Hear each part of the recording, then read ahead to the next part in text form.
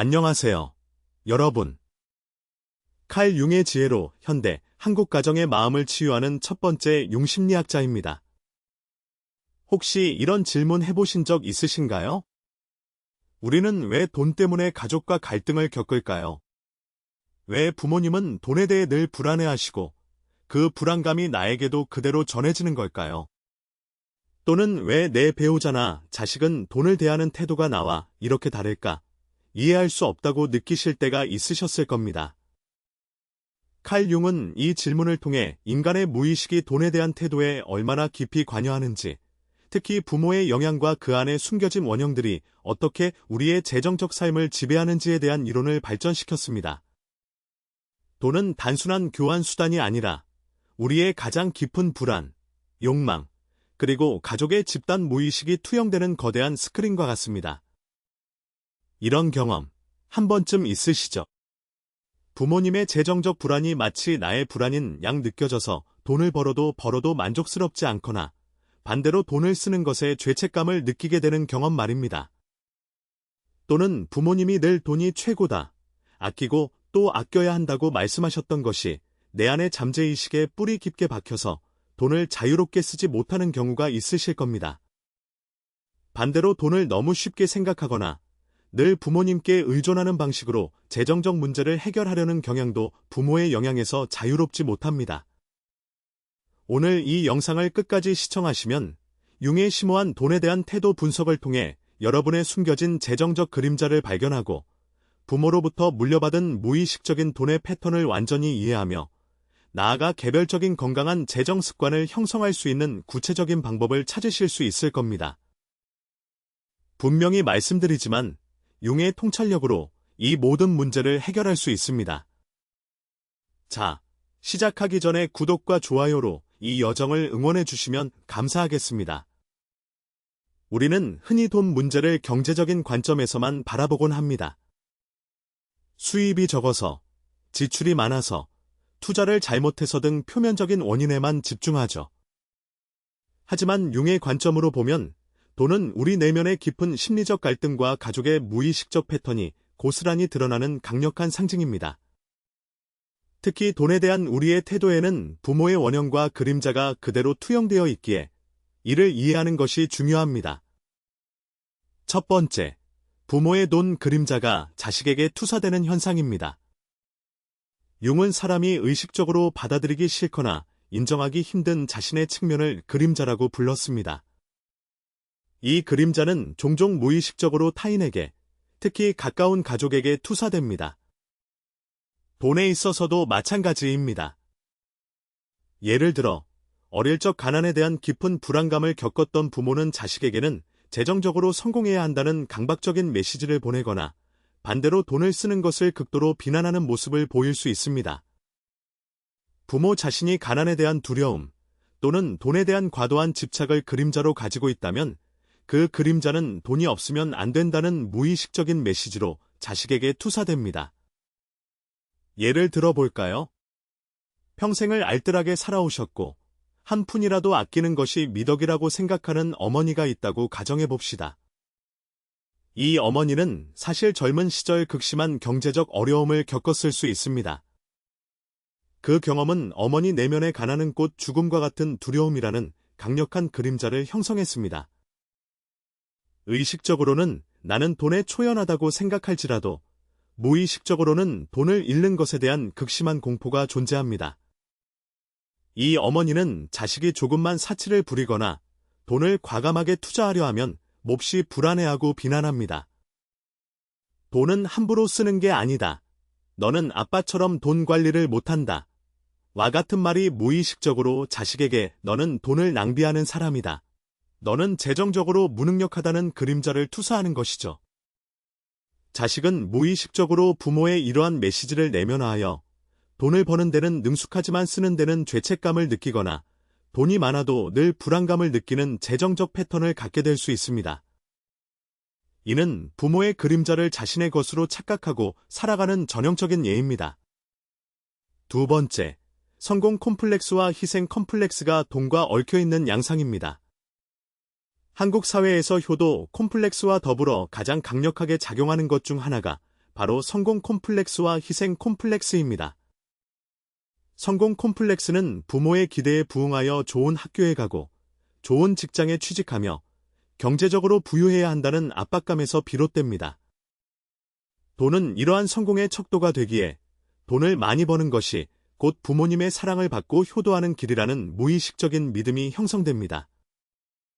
이러한 콤플렉스를 가진 자녀는 돈을 벌기 위해 자신의 진정한 욕구와 행복을 희생하는 경향이 있습니다. 끊임없이 더 많은 돈을 추구하지만 내면의 공허함은 채워지지 않고 돈이 있어도 행복하지 않습니다. 왜냐하면 그 돈은 진정한 자아의 욕구를 충족시키기 위함이 아니라 부모의 기대와 사회적 성공 프레임이라는 페르소나를 유지하기 위한 수단이기 때문입니다. 반대로 희생 콤플렉스는 가족을 위해 자신을 기꺼이 희생하는 것이 미덕이라고 여기는 무의식적인 패턴입니다. 이는 주로 어머니 원형의 어두운 측면, 즉 자식을 위해 모든 것을 바치는 것이 사랑이라고 착각하는 데서 비롯될 수 있습니다. 이러한 부모 밑에서 자란 자녀는 자신의 돈을 가족을 위해 아낌없이 사용하거나 가족의 재정적 어려움을 해결하기 위해 자신의 삶을 포기하는 경우가 많습니다. 부모님이 나를 위해 희생했으니 나도 부모님과 가족을 위해 희생해야 한다는 무의식적인 의무감에 사로잡히는 것이죠. 그러나 이러한 희생은 진정한 사랑이 아닌 내면의 불안감과 인정받고 싶은 욕구에서 비롯된 병리적인 희생일 수 있습니다. 결국 돈은 자아를 실현하는 도구가 아닌 가족의 짐을 지는 수단이 되어버립니다. 이러한 경우 돈이 있어도 마음 편히 쓸 수 없고 늘 가족의 눈치를 보게 되며 자신의 재정적 독립을 향한 욕구와 가족에 대한 의무감 사이에서 끝없는 갈등을 겪게 됩니다. 세 번째, 영원한 소년, 소녀 원형과 재정적 미성숙의 문제입니다. 융의 영원한 소년, 퓨어 이터너스 또는 영원한 소녀, 펼러 이터너, 원형은 성인이 되었음에도 불구하고 심리적으로 독립하지 못하고 부모나 타인에게 의존하며 책임감을 회피하는 경향을 보이는 사람들을 설명합니다. 돈 문제에 있어서도 이러한 미성숙함이 여실히 드러납니다. 경제적으로 자립하지 못하고 부모에게 계속 용돈을 받거나 부모의 재산을 물려받는 것에만 기생하려 하며 스스로 돈을 벌거나 관리하는 능력에는 관심이 없는 경우가 많습니다. 이는 종종 과보호적인 어머니 원형이나 경제적 능력을 지나치게 강조하여 자녀의 자율성을 억압했던 아버지 원형의 영향 아래에서 형성될 수 있습니다. 예를 들어 어릴 적부터 부모님이 모든 것을 다 해주셨고 돈 문제에 대해서는 단 한 번도 걱정할 필요가 없게 키워진 자녀가 있다고 합시다. 이러한 환경은 겉으로는 사랑처럼 보이지만 실제로는 자녀의 재정적 자율성과 책임감을 키울 기회를 박탈한 것입니다. 아이는 돈을 버는 고통이나 관리하는 복잡성을 경험하지 못했기에 성인이 되어서도 돈을 단순히 부모님이 해결해줄 문제 혹은 저절로 생기는 것으로 여기게 됩니다. 경제적으로 독립할 나이가 되었는데도 여전히 부모의 지원 없이는 생활이 불가능하거나 돈을 물쓰듯 낭비하고 위기에 처했을 때만 부모를 찾는다면 이는 영원한 소년 소녀 원형의 그림자가 재정적 삶에 드리워져 있는 것입니다. 이들은 돈을 통해 삶의 책임을 회피하고 현실적인 어려움에 직면하기를 꺼립니다. 결국 이러한 패턴은 부모가 경제적으로 지원을 중단하거나 사망했을 때 극심한 혼란과 무력감을 초래할 수 있습니다. 이러한 문제들은 단순히 개인의 성격 문제가 아니라 가족의 무의식적 패턴과 부모로부터 물려받은 심리적 유산이라는 것을 이해하는 것이 중요합니다. 융은 사람의 태도를 바꾸는 것은 설교가 아니라 자각이다라고 말했습니다. 즉, 이러한 패턴을 인식하고 이해하는 것만으로도 변화의 첫걸음을 뗄 수 있다는 것이죠. 이제 한 가족의 이야기를 통해 융의 통찰력이 어떻게 실제 삶에 적용될 수 있는지 살펴보겠습니다. 이 이야기는 많은 한국 가정에서 흔히 볼 수 있는 돈에 대한 갈등과 그 이면에 숨겨진 심리적 원형들을 생생하게 보여줄 것입니다. 김민석 씨는 50대 중반의 가장으로 대기업 임원직에 있습니다. 그는 젊은 시절부터 엄청난 성공 콤플렉스를 가지고 살아왔습니다. 그의 아버지는 평생 남자는 돈이 있어야 한다고 강조하며 돈을 많이 벌지 못하는 것은 실패라고 가르치셨습니다. 민석 씨의 어머니 민영 씨는 가난한 시절을 겪으시며 늘 돈을 아끼고 희생하는 모습을 보이셨습니다. 어린 민석 씨는 부모님의 불안과 기대 속에서 돈을 많이 벌어 부모님을 행복하게 해드려야 한다는 무의식적인 다짐을 하며 자랐습니다. 민석 씨는 실제로 능력 있는 사람이었고 누구보다 열심히 일해서 높은 자리에 올랐습니다. 하지만 그는 돈이 많아질수록 더욱 불안해했고 돈을 쓰는 것에 극도의 죄책감을 느꼈습니다. 좋은 차를 타도 남의 시선을 의식했고 가족 여행을 가도 비용 때문에 마음 편히 즐기지 못했습니다. 그의 아내 수진 씨는 이런 민석 씨에게 늘 불만이었습니다. 수진 씨는 그렇게 아껴서 뭐 할 거냐? 돈은 쓸 때 써야지라고 말하곤 했습니다. 부부싸움의 대부분은 돈 문제로 시작되었습니다. 가족 식탁, 저녁 식사 시간. 민석 씨의 아들 준호가 조심스럽게 입을 열었습니다. 아빠, 저 이번에 창업하고 싶은데요. 자본금이 좀 필요해서요. 준호는 몇 년간 스타트업에서 일하며 자신만의 아이디어를 구체화해왔습니다. 민석 씨의 얼굴은 순식간에 굳어졌습니다. 식탁 위에서 반찬 냄새 대신 팽팽한 긴장감이 흘렀습니다. 창업. 너 지금 있는 회사나 잘 다녀. 괜히 헛바람 들어서 돈 날릴 생각하지 마. 민석 씨의 목소리에는 날선 비난과 함께 깊은 불안감이 서려 있었습니다. 수진 씨가 끼어들었습니다. 여보, 준호도 이제 30이에요. 하고 싶은 거 한번 해보게 해줘야죠. 돈도 넉넉하게 있으면서 왜 그래요? 돈이 넉넉하다고? 당신은 내가 이 돈 벌려고 얼마나 고생했는지 알기나 해? 돈이 그냥 하늘에서 뚝 떨어지는 줄 알아. 민석 씨는 평소보다 더 격앙된 목소리로 소리쳤습니다. 한숨 소리가 거실에 길게 울려 퍼졌습니다. 준호는 아빠의 말에 상처받은 듯 방으로 들어가 버렸습니다. 닫히는 방문 소리가 무겁게 느껴졌습니다. 이 상황을 융의 관점으로 분석해 봅시다. 민석 씨의 아버지는 아버지 원형의 부정적인 측면, 즉 자녀에게 과도한 성공과 경제적 능력만을 강요하는 권위적인 모습을 보여주었습니다. 이는 민석 씨 내면의 강력한 성공 콤플렉스와 돈에 대한 불안감이라는 그림자를 형성했습니다. 민석 씨는 돈을 버는 것에 자신의 존재 가치를 두었고 돈을 잃는 것을 곧 자신의 실패로 여겼습니다. 준호의 창업 제안은 민석 씨 내면의 이 돈 그림자를 정면으로 건드린 것입니다. 아들이 자신의 길을 가려하고 그 과정에서 실패할 수도 있는 위험을 감수하려 하자 민석 씨는 자신의 그림자, 돈을 잃을지도 모른다는 불안, 실패에 대한 두려움, 늘 준호에게 투사한 것입니다. 돈 날릴 생각하지 마. 나는 말은 사실, 나는 돈을 잃는 것이 너무나 두렵다는 민석 씨 자신의 무의식적인 외침이었습니다. 그는 준호가 재정적으로 독립하는 것을 돕는 것이 아니라 자신의 불안을 회피하기 위해 아들을 통제하려 했던 것입니다. 또한 민석 씨의 어머니 민영 씨의 희생 콤플렉스 또한 민석 씨에게 영향을 주었습니다. 민영 씨가 돈을 아끼고 가족을 위해 희생하는 모습을 통해 민석 씨는 돈은 힘든 노력과 희생을 통해 얻어지는 것이며 함부로 써서는 안 된다는 무의식적인 메시지를 내면화했습니다. 이 때문에 그는 돈이 많아도 진정으로 즐기지 못하고 죄책감을 느꼈던 것입니다. 수진 씨가 돈은 쓸 때 써야지라고 말했을 때 민석 씨가 격앙된 것도 바로 이 무의식적인 죄책감과 돈에 대한 그림자가 건드려졌기 때문입니다. 이러한 상황에서 융의 통찰력은 민석 씨에게 자신의 그림자를 인식하고 개성화의 여정을 시작할 것을 제안합니다. 민석 씨는 자신의 불안감이 아버지가 물려준 성공 콤플렉스와 어머니의 희생 콤플렉스에서 비롯된 것임을 자각해야 합니다.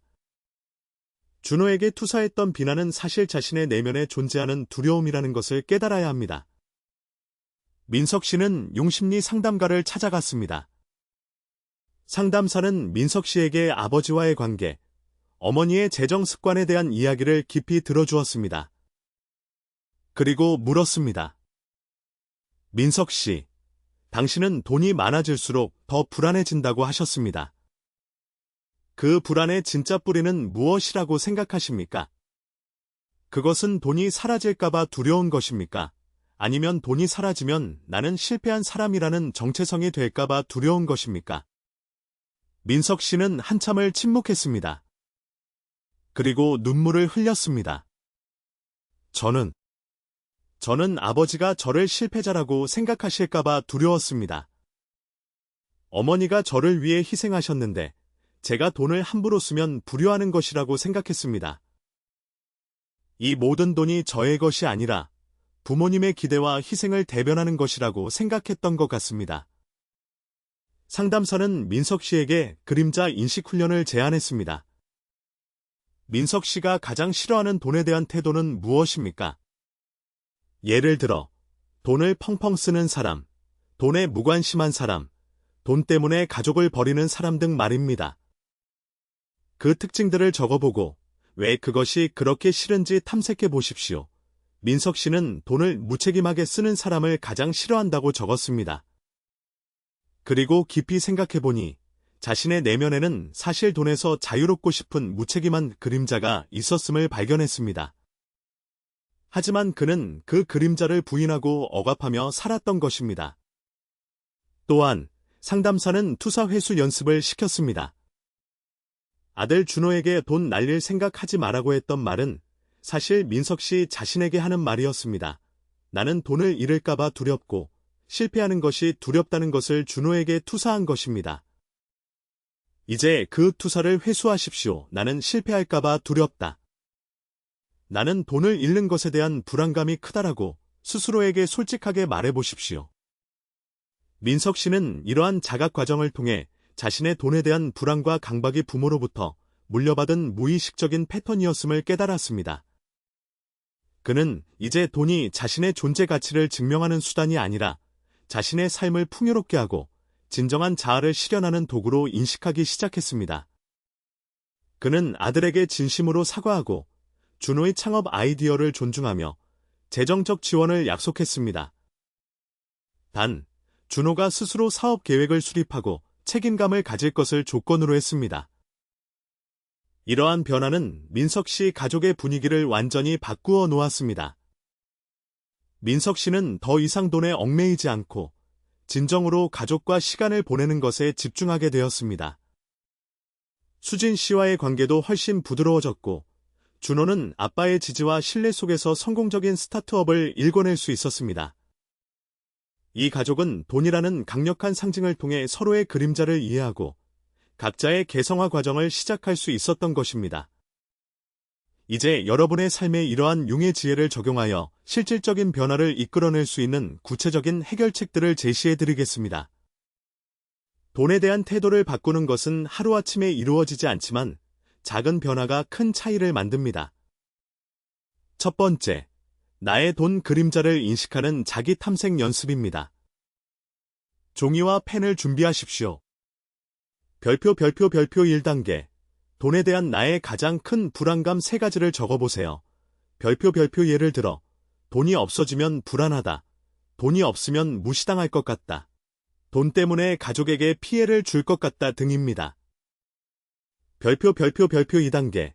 내가 가장 비난하거나 이해할 수 없는 타인의 돈에 대한 태도 3가지를 적어보세요. 별표 예를 들어 돈을 물쓰듯 쓰는 사람, 돈에 너무 집착하는 사람, 돈 때문에 가족을 등한시하는 사람 등입니다. 별표 3단계. 이 단계에서 적은 특징들이 내 안에도 혹시 숨겨져 있지는 않은지 솔직하게 자문해보세요. 별표 우리가 가장 싫어하는 타인의 모습은 종종 우리의 그림자를 보여줍니다. 예를 들어 돈을 물쓰듯 쓰는 사람을 비난하는 것은 내 안에 억압된 자유롭게 돈을 쓰고 싶은 욕망의 그림자일 수 있습니다. 이 과정을 통해 여러분의 돈에 대한 그림자를 자각할 수 있습니다. 자각이야말로 변화의 시작입니다. 두 번째, 부모의 돈 메시지를 구분하고 나의 것으로 회수하는 연습입니다. 여러분은 어릴 적 부모님으로부터 돈에 대해 어떤 메시지를 받았는지 기억해 보세요. 별표 1단계. 부모님이 돈에 대해 자주 하시던 말이나 행동 3가지를 적어보세요. 별표 예를 들어 돈은 아껴야 한다. 돈 없으면 무시당한다. 돈은 아무나 버는 게 아니다. 부모님께는 늘 용돈을 드려야 한다 등입니다. 별표 2단계. 이 메시지들이 지금 나의 돈에 대한 태도나 재정적 결정에 어떤 영향을 미치고 있는지 분석해보세요. 별표 부모님의 말이 지금 나의 재정적 불안감, 소비 습관, 투자 결정 등에 어떤 무의식적인 영향을 주고 있나요? 별표 3단계.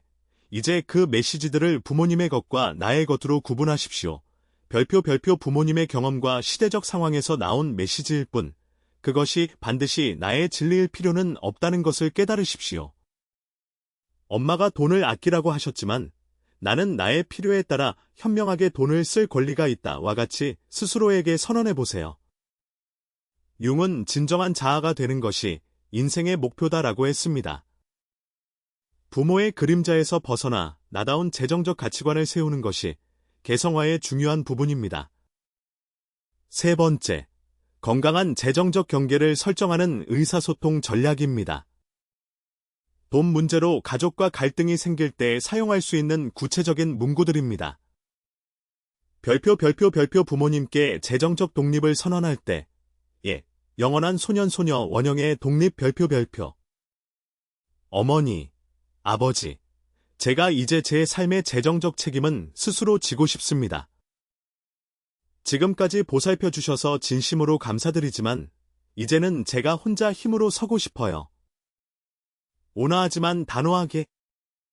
모든 관계에는 경계가 필요해. 저는 이제 제 힘으로 제 미래를 만들어 나가고 싶습니다. 별표 부모님의 과도한 재정적 기대나 요구에 직면할 때, 성공 콤플렉스, 희생 콤플렉스 별표. 어머니, 아버지가 저에게 바라는 것이 크다는 것을 잘 알고 있습니다. 하지만 저에게 가장 중요한 것은 돈을 많이 버는 것보다 제가 행복하게 일하는 것입니다. 제 행복을 존중해 주시면 감사하겠습니다. 제가 도울 수 있는 부분은 여기까지입니다. 저에게도 제 삶이 있고 제 재정적 한계가 있습니다. 사랑은 무한하지만 희생은 한계가 있다는 것을 명심하세요. 별표 배우자와 돈 문제로 다툴 때, 그림자 투사, 아니무스 충돌 별표. 여보, 지금 우리가 싸우는 게 돈 문제 때문인 것 같지만 혹시 우리 마음속에 다른 불안감이 있는 건 아닐까요? 당신이 돈을 쓰는 것에 대해 내가 비난하는 것이 사실은 내 안에 있는 어떤 불안 때문은 아닐까요? 우리 서로의 불안을 함께 들여다볼 수 있을까요? 상대방 탓하기 전에 내 마음 들여다보기. 당신이 돈 문제에 대해 그렇게 예민하게 반응하는 것이 혹시 당신 부모님께 들었던 어떤 메시지 때문은 아닐까요? 저는 당신의 그런 태도를 이해하고 싶습니다. 공감과 질문으로 대화에 물고 트기. 4번째, 돈을 통해 자기 돌봄과 자기 가치를 인정하는 연습입니다. 돈은 때로 우리를 고통스럽게 만들지만 동시에 자기 돌봄과 자기 가치를 실현하는 도구가 될 수 있습니다. 별표 1단계. 나를 위한 행복 예산을 만들어 보세요.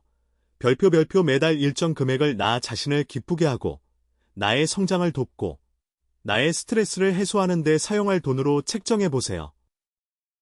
죄책감 없이 나를 위해 사용하는 돈은 나는 충분히 가치 있는 존재이며 나를 돌볼 자격이 있다는 무의식적인 메시지를 자신에게 전달합니다. 별표 2단계. 나를 위한 투자를 계획해보세요.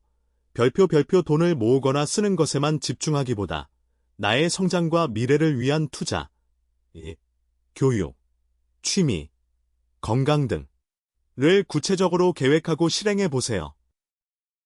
이는 돈이 불안의 근원이 아니라 나의 삶을 확장하고 개성화를 돕는 긍정적인 에너지라는 것을 체득하게 해줍니다. 별표 3단계. 돈에 대한 긍정적인 만트라를 만들어 매일 되뇌어 보세요. 별표 예를 들어 돈은 나의 자유와 성장을 돕는 도구이다. 나는 돈을 현명하게 관리하고 풍요롭게 누릴 자격이 있다. 나는 나 자신을 위한 재정적 선택을 할 수 있다 등입니다. 긍정적인 자기 암시는 무의식적인 돈에 대한 부정적인 패턴을 바꾸는 데 큰 도움이 됩니다. 이러한 실천들을 통해 여러분은 부모로부터 물려받은 무의식적인 돈의 패턴에서 벗어나 진정으로 자신의 삶을 위한 재정적 자유와 책임감을 갖게 될 것입니다. 융은 상처받지 않고는 성장할 수 없다고 했습니다.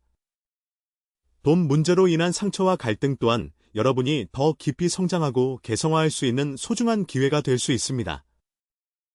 오늘 우리는 칼 융의 심오한 통찰력을 통해 돈에 대한 우리의 태도가 얼마나 부모의 영향과 우리 내면의 원형, 그리고 그림자, 콤플렉스에 깊이 연결되어 있는지 살펴보았습니다. 부모의 돈 그림자가 자식에게 투사되는 현상, 성공 콤플렉스와 희생 컴플렉스가 돈과 얽혀있는 양상, 그리고 영원한 소년 소녀 원형이 재정적 미성숙으로 이어지는 과정까지 우리는 이 모든 것이 개인의 문제가 아닌 가족의 무의식적 패턴이라는 것을 이해하게 되었습니다. 민석 씨의 이야기를 통해 우리는 이러한 이론들이 실제 삶에서 어떻게 작동하고 또 어떻게 변화를 이끌어낼 수 있는지를 확인했습니다. 중요한 것은 돈 자체가 문제가 아니라 돈을 대하는 우리의 무의식적인 태도와 그 이면에 숨겨진 심리적 그림자라는 것을 자각하는 것입니다. 융이 말했듯이 사람의 태도를 바꾸는 것은 설교가 아니라 자각이다. 여러분, 돈 문제로 고민하고 계셨다면 지금까지 정말 고생 많으셨습니다. 이제는 여러분 자신을 위한 선택을 하셔도 됩니다. 오늘부터라도 늦지 않았습니다. 오늘 제시해드린 해결책들을 하나씩 실천해보세요. 나의 돈 그림자 인식, 부모의 돈 메시지 구분, 건강한 재정적 경계 설정, 그리고 돈을 통한 자기 돌봄과 가치 인정 이 모든 것들이 여러분의 삶에 진정한 변화를 가져올 것입니다. 작은 변화가 시작되면 모든 관계가 달라집니다. 여러분의 재정적 삶뿐만 아니라 가족과의 관계, 그리고 궁극적으로는 여러분 자신과의 관계가 더욱 건강하고 풍요로워질 것입니다. 융의 지혜로 새로운 시작을 만들어 보세요. 반드시 해낼 수 있습니다. 여러분의 경험을 댓글로 나눠주시면 함께 성장하는 데 큰 힘이 될 것입니다. 다음 영상에서는 시어머니와 며느리, 아니마와 아니무스의 충돌을 넘어선 관계 개선에 대해 더 깊이 있는 통찰을 나눌 예정입니다. 놓치지 않으시려면 구독과 알림 설정 잊지 마시고 다음 영상에서 또 만나 뵙겠습니다. 감사합니다.